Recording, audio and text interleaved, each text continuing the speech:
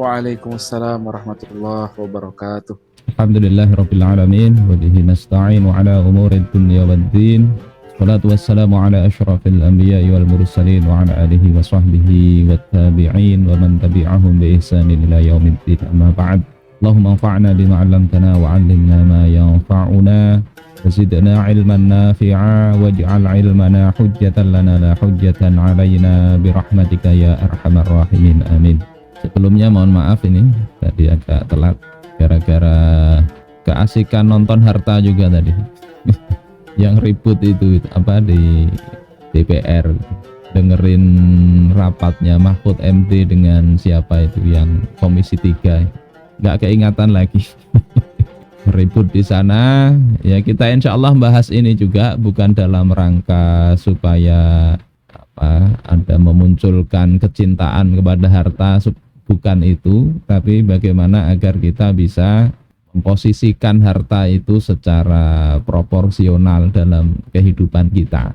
Karena banyak yang justru menjadi susah hidup itu gara-gara harta, baik kelebihan harta maupun kekurangan harta. Terkait harta ini akan kita bahas definisinya, pandangan Islam terhadap harta, kemudian sikap Muslim bagaimana. Mungkin karena waktu kita cepat aja. Harta ini sendiri adalah secara bahasa maknanya kullu ma tamallakahul insan minal asya. Secara bahasa, segala hal yang manusia menguasainya, minal asya, dari segala sesuatu. Jadi apa saja yang dimiliki manusia itulah harta secara bahasa. Sementara secara istilah itu para ulama beda pendapat. Kalau Hanafiyah itu mengatakan yang harta itu ma yamilu ilaihi tab'u wa yumkinu ittikharuhu li waqtil hajah. Apa saja yang manusia cenderung, ya, tabiatnya itu cenderung kepadanya, itu adalah harta dan memungkinkan untuk disimpan sampai waktu yang diperlukan. Jadi kalau tidak bisa disimpan itu bukan harta, atau manusia enggak cenderung, maka itu bukan mal atau harta. Dan ini banyaklah. Kalau di dalam mazhab Syafi'i, harta itu adalah tidak dipakai kecuali atas apa yang ada nilainya, ya. Malahu qimatun yuba'u biha, ada nilai jualnya itu harta. Wa talzamu mutlifah wa in qallat. Kemudian orang yang kehilangan itu akan dia merasa terikat, ya, terikat dengan harta itu. Jadi kalau hilang dicari walaupun itu sedikit. Jadi bahasan harta itu di fikih itu memang kaitannya dengan kekayaan yang bisa diperjualbelikan. Kalau di dalam Nizamul Iqtisadi dikatakan harta itu adalah kullu ma yutamawwalu, semua yang bisa dihartakan. Hampir mirip dengan kata As-Suyuti di dalam mazhab Syafi'i. Semua yang bisa dihartakan, ada nilainya. Mahmakanat ainuh, bagaimanapun bendanya atau ain dari harta tersebut. Jadi seperti itu insyaallah. Kemudian kalau terkait dengan manfaat itu ya beda pendapat lagi. Kalau kemarin ada yang menyatakan atau menanyakan apakah dalam hal ini ada beda pendapat, ya banyak perbedaan. Tapi ya kurang-kurang lebih begitulah. Jumhurul fuqaha mengatakan bahwasanya manfaat itu termasuk harta. Jadi karena apa? Karena ain itu tidak dimaksudkan, ain itu benda, ya. Benda itu dimiliki kan tidak dimaksudkan bendanya. Kita punya mobil, kan bukan mobilnya itu yang kita perlukan, tapi manfaatnya. Sehingga menurut mayoritas ulama manfaat itu termasuk, ya, harta juga. Bahkan benda itu yang dicari kan manfaatnya. Terus yang kedua, karena manfaat itu juga merupakan hal yang bisa mendatangkan harta, ya. Ada muqabalah bil mal. Jadi kalau sampean, ya, Allah berikan keterampilan, itu juga disamakan dengan harta. Harta bahkan yang mungkin tidak bisa diukur kalau itu. Karena yang namanya keterampilan, kepiawaian, itu kalau digunakan untuk mencari harta bisa. Itu tentang manfaat. Insyaallah mudah-mudahan jelas ya. Harta itu berarti ada benda ya yang bisa dijual belikan. Yang kedua, manfaat. Kemudian bagaimana pandangan Islam terhadap harta? Secara akidah harta itu adalah milik Allah Subhanahu wa taala. Jadi apa yang ada itu milik Allah. Di dalam surah An-Nur Allah katakan wa atuhum mimma lillahi alladzi atakum, atuhum, berikan kepada mereka dari hartanya Allah. Mimma lillah, ini mudhaf dengan mudhaf ilaih. Ini menunjukkan kepemilikan hartanya Allah alladzi atakum, yang dia telah memberikan harta itu kepada kalian. Jadi hukum asalnya harta itu milik Allah, kemudian Allah berikan hak kepada manusia. Haknya itu apa? Yakni dengan hukum-hukum syariat. Mana yang diberikan Allah itu adalah harta yang secara legal dan syar'i menjadi milik manusia. Kalau Allah ambil lagi ya tidak jadi milik manusia. Juga di dalam surah Al-Hadid, wa anfiqu mimma ja'alakum mustakhlafina fihi, dan nafkahkanlah sebagian dari apa-apa yang Allah telah menjadikan kamu menguasainya. Jadi Allah beri kuasa kepada manusia. Itu harta begitu.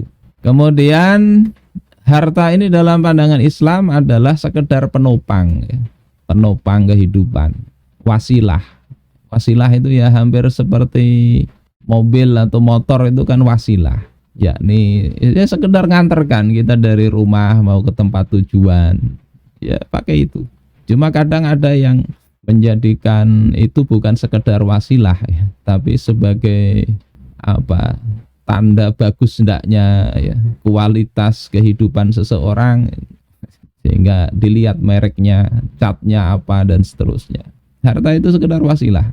Fungsi utamanya apa? Yaitu bukan ghoyah, bukan tujuan, bukan tujuan hidup. Sehingga Nabi Allah Isa alaihissalam itu pernah beliau ditanya oleh muridnya, kenapa engkau enggak berdoa sajalah, minta supaya Allah menganugerahi engkau keledai untuk bisa membawa engkau jalan kemana-mana. Kata Nabi Isa, aku hidup ini bukan diutus untuk mengurusi keledai.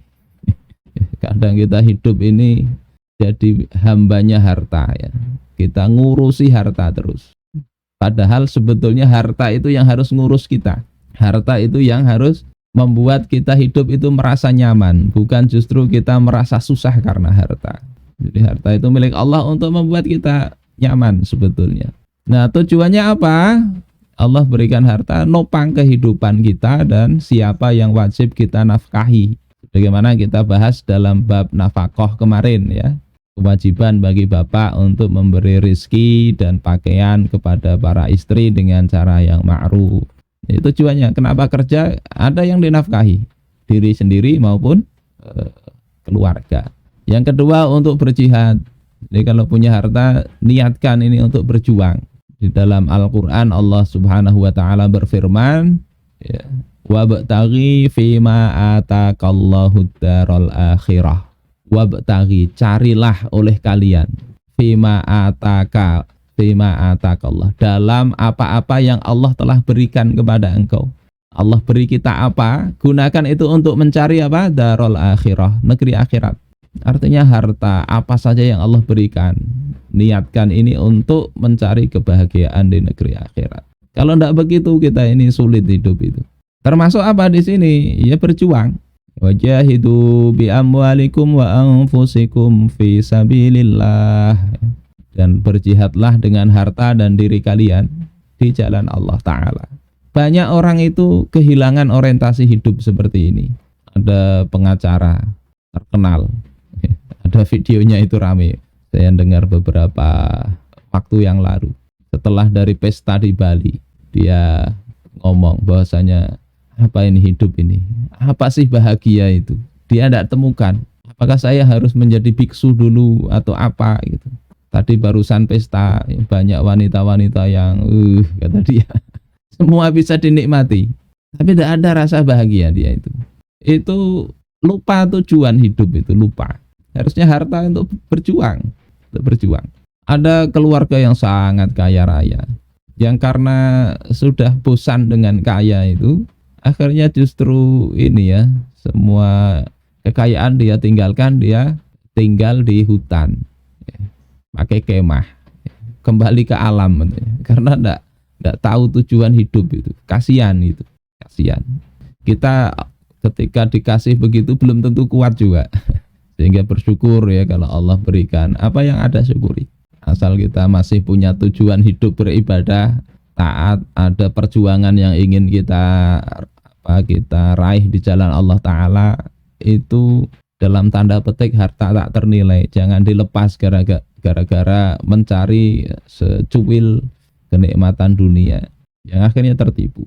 Jadi ini patut kita tanamkan dan kita mohon dalam doa-doa kita, ya, sebagaimana doa yang Rasulullah ajarkan, wala taj'alid dunya akbaru hammina wa mablagha ilmina. Jangan engkau jadikan ya Allah dunia ini sebagai himmah terbesar kami, apa saja itu dunia yang dicari. Wala taj'al musibatana fi dinina, itu kan doa yang cukup panjang, itu bagus diamalkan. Jangan engkau jadikan musibah kami ada pada agama kami. Supaya apa? Ini penting.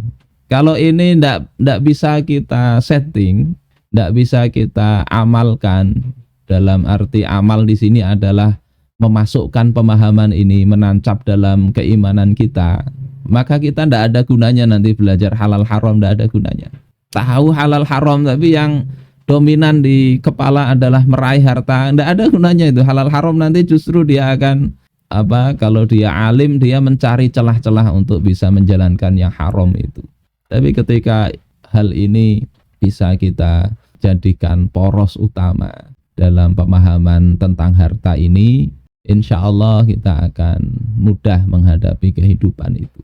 Ini yang penting, walaupun mungkin kita ngerti bahwasanya memang harta itu bukan ghoyah, bukan tujuan, tapi adalah wasilah. Tetapi yang penting bukan ngertinya, tapi menancapkan keyakinan itu. Dari Abdullah bin Mas'ud radhiyallahu taala anhu, beliau mendengar Rasulullah sallallahu alaihi wasallam bersabda, la hasada illa fitsnain. Tidak boleh ada hasad. Hasad di sini bukan iri dengki yang tercela, tapi ini hasad maknanya adalah ghibthah. Tidak boleh kepingin kecuali dalam dua hal. Yang pertama adalah rajulun atahullahu malan, seorang lelaki yang Allah berikan kepadanya harta. Jadi ingin kaya itu boleh sebetulnya di sini. Fasallatahu ala halakatihi fil haq. Kemudian dia habiskan harta itu untuk kebenaran, untuk perjuangan. Ini iri di situ mestinya, bukan iri sekedar kayanya. Si A kaya raya, si B kaya raya, enggak. Kekayaan untuk apa itu? Yang kita boleh berharap itu bukan sekedar kayanya, tapi kaya yang harta itu membantu untuk memperjuangkan yang benar. Wa rajulun atahullahu hikmah, seorang yang Allah berikan hikmah, yakni ilmu. Fahuwa yaqdi biha, dan dia memutuskan dengan ilmunya itu. Wa yu'allimuhan nas, dan dia mengajari manusia dengan ilmu itu. Jadi orang alim yang tidak menyembunyikan ilmunya, itu yang kita bisa iri, bisa menginginkan seperti itu. Jadi bukan berarti harta ini karena jelek terus tidak boleh diingini, boleh, tetapi tadi jadikan wasilah. Kemudian yang berikutnya, harta itu cobaan sebetulnya ya, fitnah. Wa'lamu annama amwalukum wa auladukum fitnah. Ketahuilah oleh kalian bahwasanya harta-harta kalian dan anak-anak kalian itu adalah fitnah. Fitnah maknanya ikhtibar, ujian. Imtahanahum biha, yang Allah menguji manusia dengan harta dan anak itu. Ada yang kaya raya seperti Al-Walid bin Al-Mughirah yang Allah ceritakan, Allah singgung di dalam surah Al-Muddathir, Allah singgung lagi di dalam surah Al-Qalam. Itu kaya luar biasa, punya anak namanya Khalid bin Al-Walid itu, tapi anaknya bagus ya, tapi orang tuanya ini dengan harta yang banyak itu Allah cacat dia, Allah celah itu. Karena apa? Ya tadi, bukan dengan harta itu bukan mendekatkan kepada Allah, tapi kadang menjadikan dia sombong, tidak mau menerima kebenaran dan sebagainya. Ini fitnah yang bisa baik bisa buruk ya, namanya ujian ya, bukan fitnah yang harus dihindari, tidak. Selanjutnya ini dalam hadis ini Amr bin Al-As nyatakan Rasulullah mengutus seorang kepadaku. Kemudian kata Rasulullah, khudh alaika thiyabaka wa silahaka. Ambil baju dan senjata engkau, kemudian datangi aku. Tsuma'tini. Fa'ataituhu wa huwa yatawaddo. Aku mendatangi Rasulullah saat beliau berwudu. Fasa'ada fiyya an-nazar tsumma ta'ta'ah. Faqala inni uridu an ab'atsaka ala jaisin. Fayusallimakallahu wa yughnimaka wa az'abu ilaka minal mal raghbatan sholihah. Jadi Rasulullah itu sedang wudu, kemudian Abdullah bin Amru bin Al-As ini datang, sudah suruh bawa baju, bawa senjata. Kemudian kata Rasulullah, aku ingin mengutus engkau dalam satu pasukan. Kemudian Allah akan menyelamatkan engkau dan memberi ghanimah, harta yang baik. Maka kata Abdullah bin Amru ini, ya Rasulullah, ma aslamtu min ajlil mal. Ya Rasulullah, aku ini tidak masuk Islam karena harta. Ini penting ya. Kadang orang melakukan sesuatu karena harta. Sholat ya, supaya dapat harta yang banyak. Ada yang kalau setelah masuk Islam ini bangkrut, berarti Islam yang dicela. Atau setelah berdakwah kok tambah sakit-sakitan, berarti dakwah yang disalahin. Ini sikap yang bagus Abdullah bin Amru ini, masih remaja, tapi sudah punya sikap yang benar. Aku ini masuk Islam bukan karena harta. Walakinni aslamtu raghbatan fil Islam. Tapi aku masuk Islam itu karena ya memang senang dalam Islam ini. Wa an akuna ma'a Rasulillah sallallahu alaihi wasallam. Dan aku masuk Islam itu supaya bisa bersama Rasulullah. Bisa kita bayangkan, Allah janjikan begitu malah beliau tidak mau. Maka apa jawab Rasulullah? Ini tadi sikap yang bagus tapi dikoreksi oleh Rasulullah. Ya Amru, ni'mam bil malis sholih lirrajulis sholih. Sebaik-baik harta yang baik itu adalah jika dimiliki oleh seorang lelaki yang soleh. Ini hadis riwayat Imam Ahmad.